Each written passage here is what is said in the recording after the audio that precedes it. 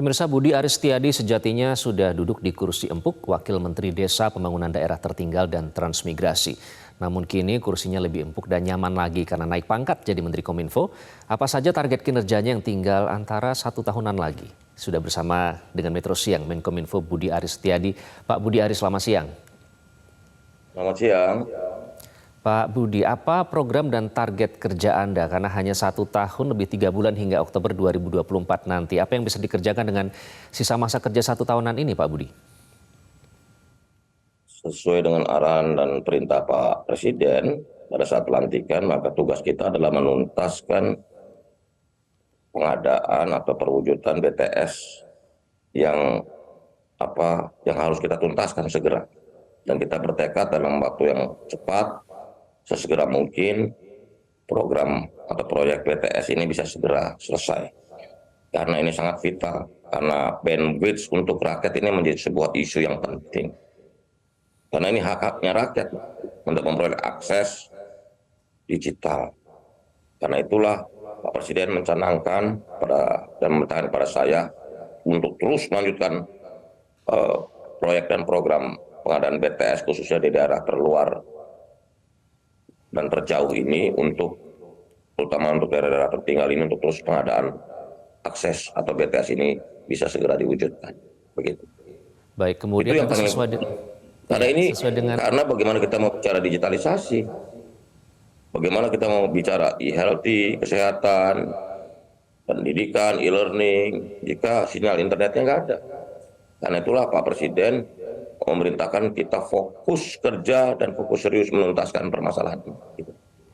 Oke, jadi itu salah satu fokusnya. Kemudian adakah instruksi khusus dari Presiden Jokowi, Pak Budi, terhadap Anda ini terkait dengan soal permasalahan baru terkait kebocoran data, Pak, yang sedang menjadi permasalahan? Ya, kebocoran data ini kan agak aneh ya, karena jumlah yang disebutkan 337 juta NIK. Sementara penduduk kita menurut data BPS, data terakhir itu 277 juta.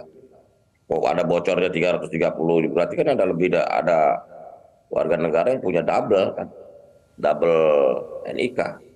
Nah ini menurut hemat kami nanti kita berkoordinasi dengan kementerian lembaga yang menangani masalah ini untuk mengklarifikasi dan mengkoordinasikan ini. Karena NIK ini kan Dukcapil kan, tanggung jawab Dukcapil. Begitu loh. Jadi nanti kita coba koordinasikan. Begitu. Baik, kebocoran data di mana? Masa kebocoran data 330 juta, sementara ini penduduk kita cuma 277 juta. Gitu. Baik, Pak Budi. Kemudian informasi terkini yang beredar ini terkait dengan TikTok Shop ya, Pak, yang dikhawatirkan akan mengancam UMKM begitu. Nah, apa tindakan Anda nanti selaku Menkominfo terkait dengan permasalahan ini? Ini kan fenomena baru perilaku masyarakat.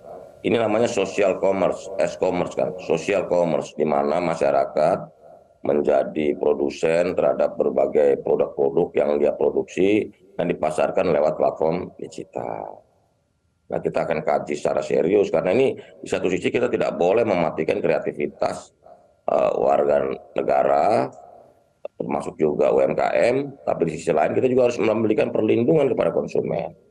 Karena jangan sampai konsumen disuguhkan oleh barang-barang palsu, dan kasus penipuan juga banyak kan menggunakan sosial media seperti yang heboh baru-baru ini soal penipuan handphone 35 miliar kan. Jadi memang di satu sisi kemajuan teknologi ini harus kita sikapi dengan positif. Di sisi lain kita juga harus mengantisipasi efek-efek negatif yang mungkin timbul dari sana. Begitu Mas. Oke, baik Pak Budi, ini kita memasuki tahun politik ya 2024. Banyak hoax, fake news yang beredar. Apa langkah dari Kemenkominfo untuk mengatasi ini, Pak Budi? Kominfo ini akan serius melakukan pengendalian terhadap platform-platform yang meresahkan masyarakat. Tentu saja hoax, isu-isu yang memecah belah bangsa ini, radikalisme, terorisme, dan berita ujaran kebencian dan sebagainya, ini akan kita kendalikan.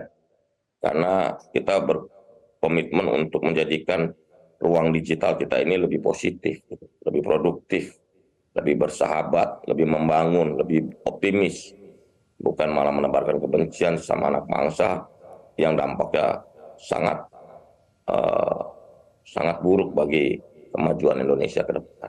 Begitu, Mas. Oke, kemudian Pak Budi, sejak hari pertama dilantik berbagai sorotan terhadap Anda ini bermunculan ya di media massa, terutama bertambah lagi ada relawan yang menjabat menteri di kabinet Presiden Jokowi. Apa tanggapan Anda terkait ini, Pak? Ini kan hak prerogatif Pak Presiden. Kami dari relawan juga nggak meminta ini kok. Tapi kami sebagai pendukung Pak Presiden Joko Widodo, ya kita siap saja kalau ditugaskan di sini. Banyak analisa juga kenapa saya yang ditunjuk sebagai Kominfo. Ya. Termasuk juga analisa yang sederhana bilang ya karena yang belum mendapat sinyal itu kebanyakan desa-desa, sehingga wakil menteri desa aja yang ditunjuk sebagai Menkominfo, begitu loh. Kan yang tidak memperoleh akses digital itu kan bukan kota, desa-desa, daerah terluar, daerah tertinggal. Begitu, Mas. Oke, baik. Terakhir Pak Budi, Anda tadi menyebut memang hak prerogatif Presiden, betul, menunjuk menteri baik dari parpol maupun relawan. Namun terakhir Pak, relawan yang Anda pimpin mendukung pencapresan Prabowo Subianto, sementara Presiden Jokowi adalah kader PDIP yang mencapreskan Ganjar. Tanggapan Anda terkait dengan dugaan ada nuansa politis ini, Pak? Saya pikir nggak ada nuansa politis. Bahwa orang berspekulasi, menganalisa, berpersepsi, itu kan hak setiap warga bangsa. Ada yang bilang kita sudah mendukung calon tertentu atau sudah memberikan dukungan pada calon tertentu, itu hak mereka gitu. Tapi yang pasti sampai hari ini Projo belum menentukan mendukung salah satu capres tertentu. Kita tegak lurus tunggu perintah Pak Jokowi. Dan kami juga sudah diperintahkan oleh Pak Presiden untuk fokus bekerja, terutama menuntaskan program dan proyek BTS ini supaya terwujud. Karena kasihan rakyat, terutama di daerah-daerah tertinggal, terluar ini, Baik. jika tidak memiliki akses digital. Jadi BTS ini harus terwujud. Kasihan rakyat. Kasihan rakyat yang tidak Dijamin bisa. ya Pak, sebagai Menkominfo Anda akan netral ya Pak? Tuh, kenapa Mas? Jadi bisa memberi jaminan ya bahwa sebagai Menkominfo ini akan netral terkait dengan pencapresan ini? Sebagai Menteri Komunikasi dan Informatika Republik Indonesia pasti saya netral. Karena kita kan bukan melayani satu kelompok, bukan hanya relawan, bukan hanya kelompok tertentu atau partai tertentu. Kita bekerja untuk seluruh warga bangsa, seluruh warga negara Indonesia. Jadi pada saat ini bukan lagi waktunya untuk mempertentangkan partai politik dan relawan. Partai politik itu sangat penting bagi demokrasi. Tetapi juga perkembangan dan dinamika ini juga memerlukan partisipasi rakyat dalam menumbuhkan kualitas demokrasi. Dan menurut kami tidak pada tempatnya mempertentangkan partai politik dan relawan. Harus diingat Mas, sejarah Republik Indonesia ini berdiri ini banyak laskar. Kita tidak punya tentara organik terstruktur, tapi adalah gerakan rakyat yang itu wujudnya laskar. Makanya jangan jas merah juga. Jangan sekali-sekali melupakan sejarah. Republik ini laskar dulu. Laskar-laskar yang bergerak. Dan itu semua rakyat yang bergerak untuk mendukung kemerdekaan Indonesia. Begitu. Baik, Mas. Pak Budi terima kasih. Sayang sekali waktu kita terbatas. Semoga sukses dalam mengemban tugas barunya. Menkominfo Budi Aristiadi. Terima kasih sudah bergabung bersama Metro Siang.